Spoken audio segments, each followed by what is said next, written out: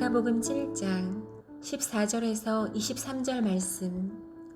무리를 다시 불러 이르시되 너희는 다 내 말을 듣고 깨달으라.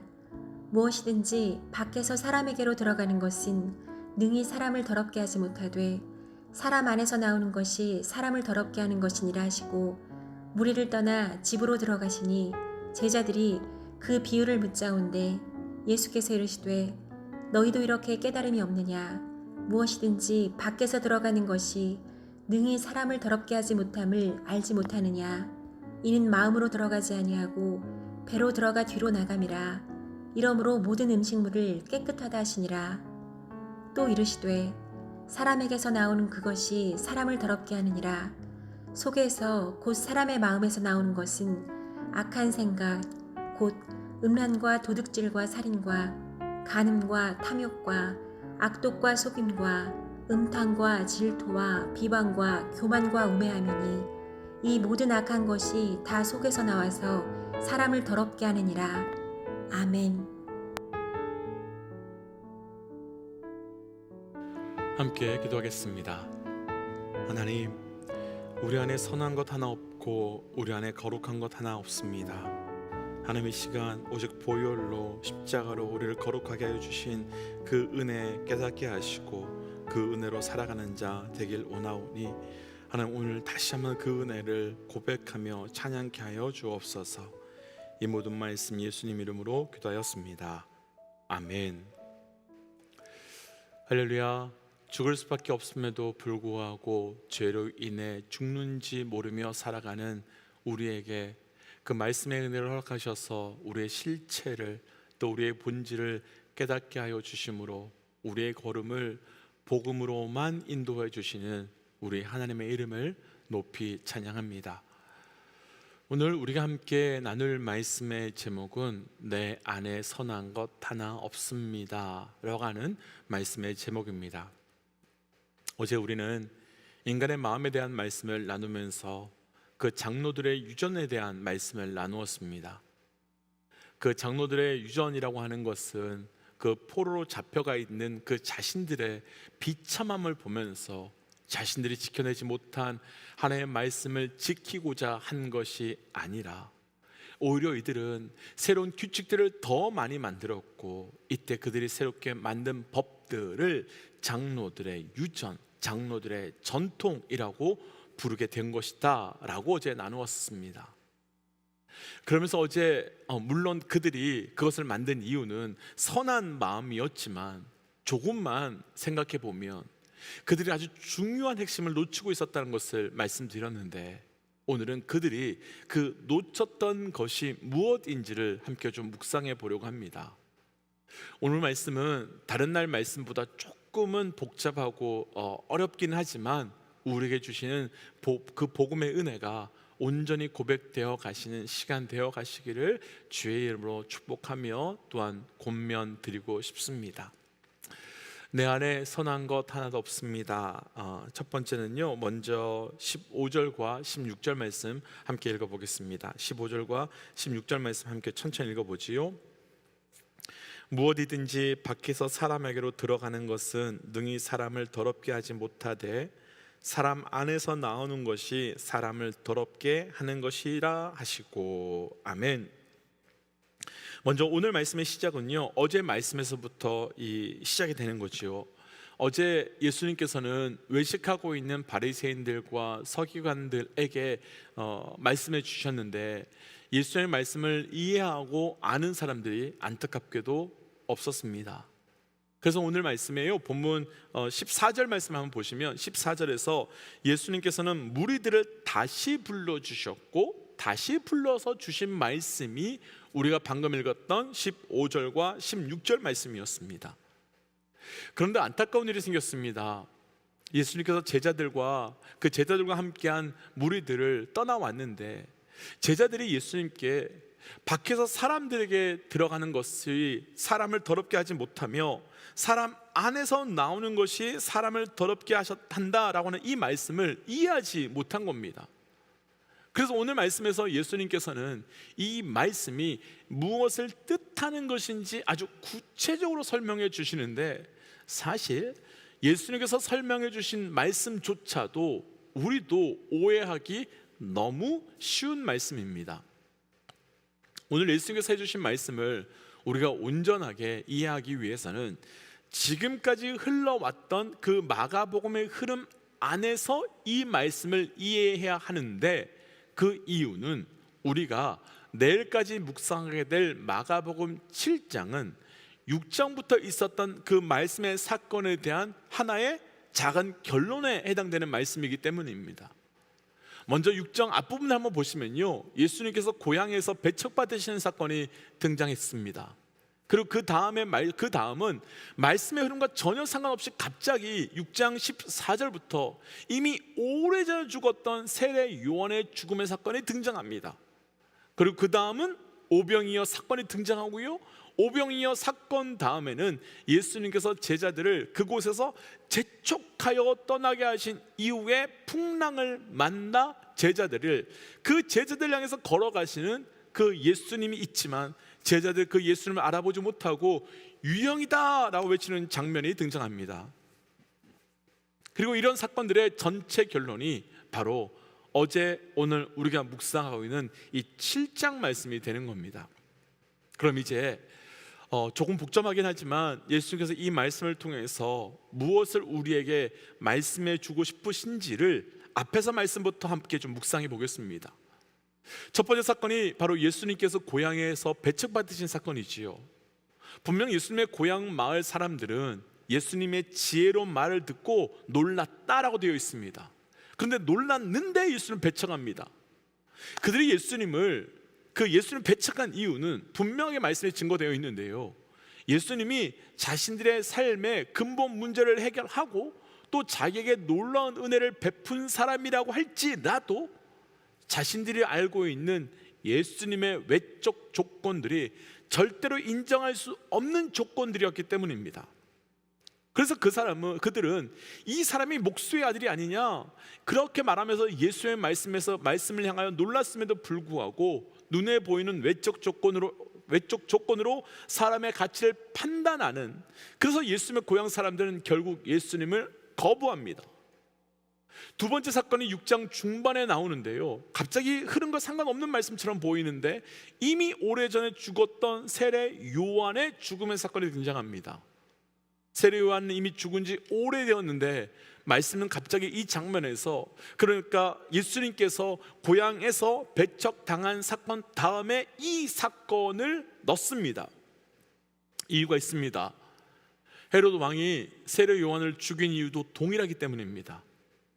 헤롯이 헤로디아와의 불륜을 저질렀을 때 세례 요한이 그들의 죄를 지적했기 때문이었습니다.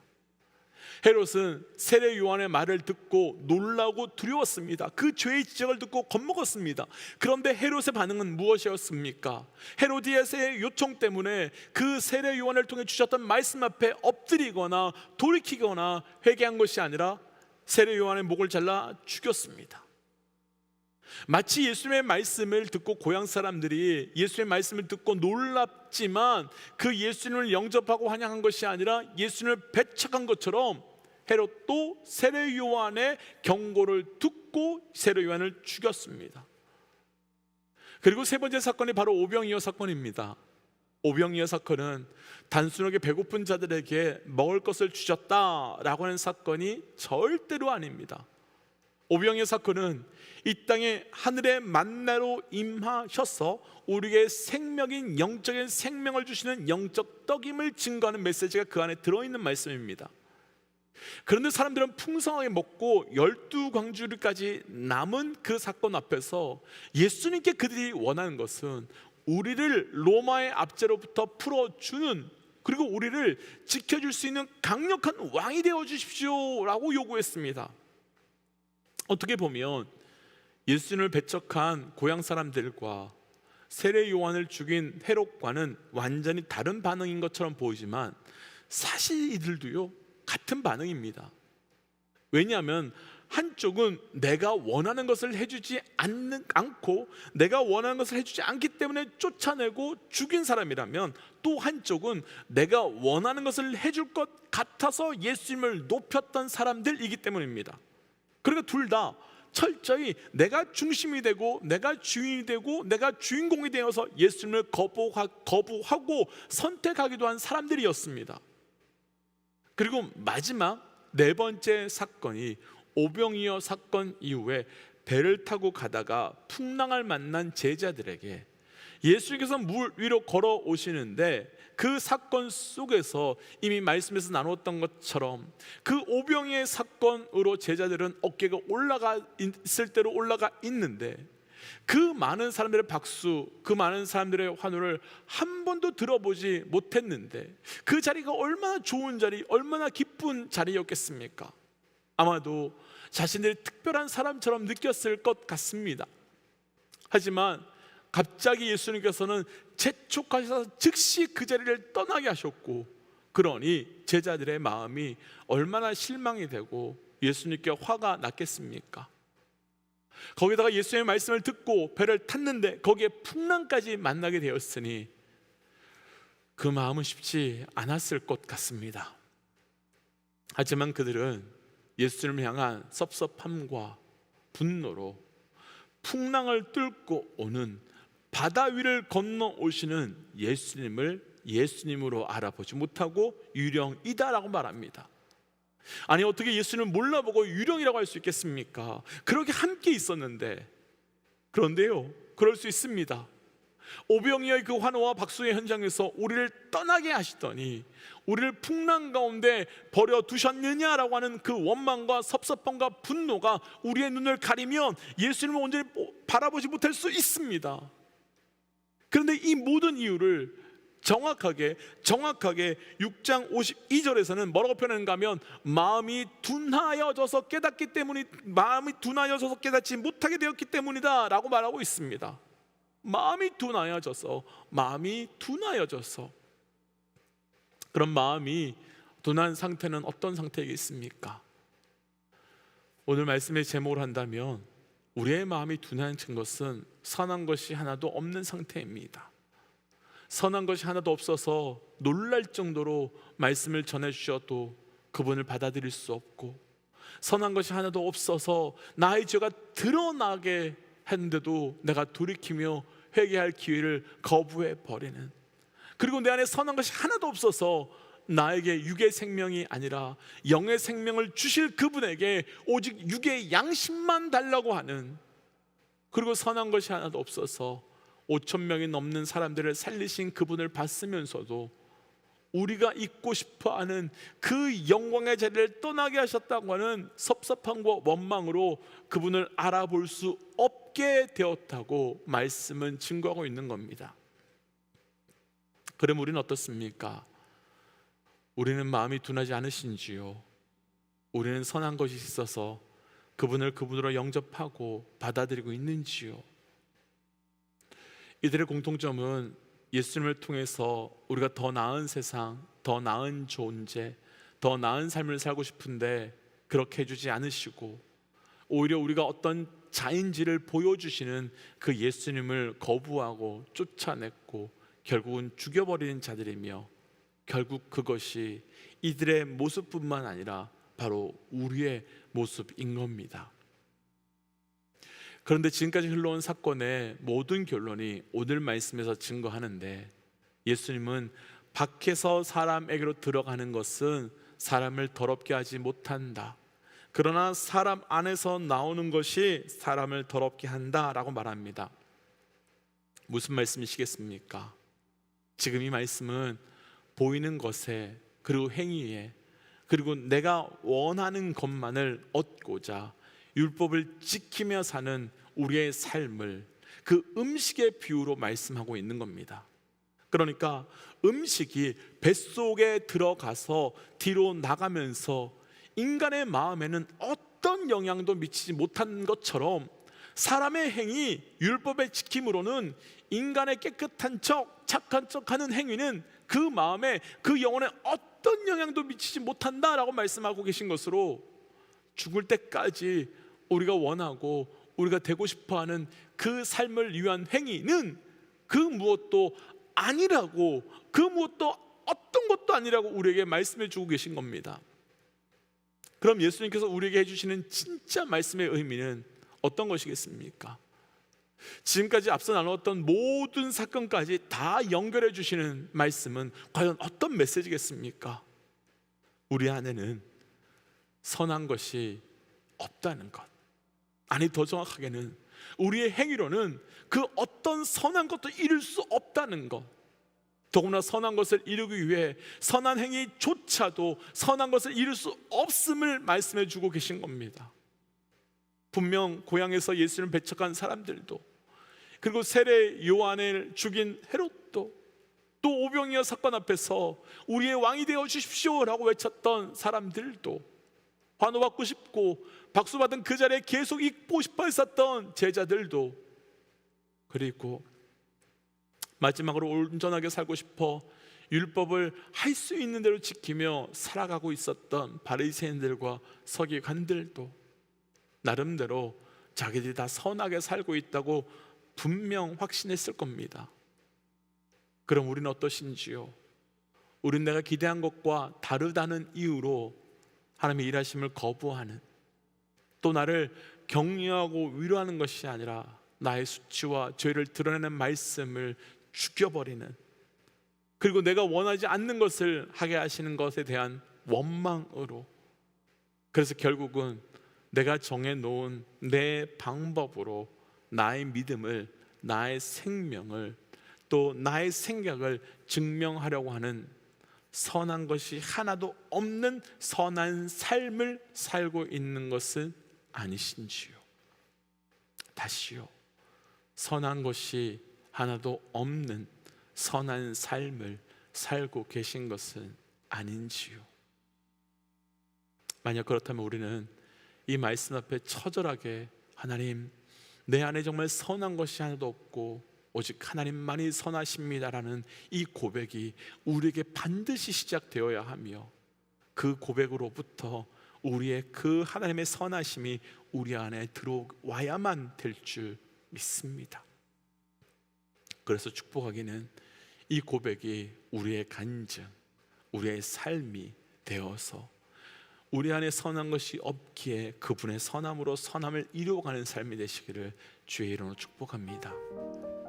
그래서 이 시간 이렇게 기도하고 싶습니다. 하나님, 분명 고통스럽지만 내 안에 선한 것이 하나도 없음을 깨달아 알아가는 자 되게 하여 주옵시고, 그리고 그를 통해 오직 선하신 우리 예수님께로만 나아가는 삶이 되게 하여 주옵소서라고 함께 기도하겠습니다. 함께 기도할까요? 하나님은 주신 말씀 붙들고 기도하며 나아갑니다. 아버지, 내 안에는 어떤 선한 것도 없음을 주님 고백합니다. 내는 어떤 선한 것도 나올 수 없음을 주님 고백합니다. 아버지, 그 선함을 오직 십자가의 은혜로 이루어갈 수 있도록 인도하여 주시고, 하나님 그 선함을 내 안에 없음을 인정함으로부터 선함의 은혜가 시작될 수 있도록 인도하여 주시옵소서. 하나님, 그래서 주께서 주신 놀라운 그 선함의 은혜를 고백하며 찬양하며 경험하여 나아가기로 합니다. 하나님, 내 안에는 그 어떤 선한 것도 없음을 주님 고백합니다. 내 안에서는 어떤 그 선한 것도 나아갈 수 없음을 주님 고백합니다. 하나님, 그 고백을 통하여 십자가의 그 선함의 은혜가, 보혈의 선함의 은혜가 우리에게 흘러가고 증거되게 하여 주시고, 하나님 그 선함의 은혜로 살아갈 때 하나님 나의 선함이 아닌 예수 그리스도의 십자가의 선함만을 증거하며 살아갈 수 있도록, 경험하여 살아갈 수 있도록 인도하여 주시옵소서. 이 모든 말씀 예수님 이름으로 기도하였습니다. 아멘. 사랑하는 믿음의 여러분, 우리 안에는 그 어떤 선한 것도 없습니다. 선한 것을 이루려고 하는 그 행위조차도 선하지 않음을 인정함으로 오직 십자가를 통한 선함의 은혜가 우리 모두에게 있으시기를 주의 이름으로 축복합니다.